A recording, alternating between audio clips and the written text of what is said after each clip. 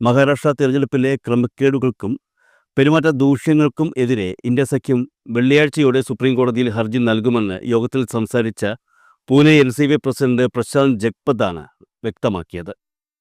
മഹാരാഷ്ട്രയിലെ വോട്ടെടുപ്പിന് 3 ദിവസം മുൻപ് വരെ ഇലക്ട്രോണിക് വോട്ടിംഗ് മെഷീനുകളിൽ വോട്ടർമാരുടെ ചില പേരുകൾ ചേർക്കുകയും ചിലത് ഇല്ലാതാക്കുകയും ചെയ്തിട്ടുണ്ട്.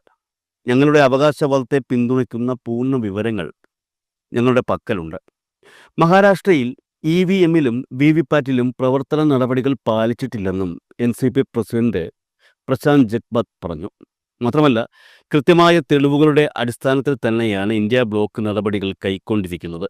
BJP നേതാക്കളുടെ അപേക്ഷയുടെ അടിസ്ഥാനത്തിൽ ഡൽഹിയിലെ ഒരു നിയോജക മണ്ഡലത്തിൽ നിന്ന് 11,000 വോട്ടർമാരുടെ പേരുകൾ നീക്കം ചെയ്യാൻ ശ്രമിച്ചത് എങ്ങനെയെന്നുള്ള വിവരങ്ങൾ ആം ആദ്മി പാർട്ടി നേതാവ് അരവിന്ദ് കെജ്രിവാൾ വ്യക്തമാക്കിയിരുന്നു. ഈ തെളിവുകളുടെ കൂടി അടിസ്ഥാനത്തിലാണ്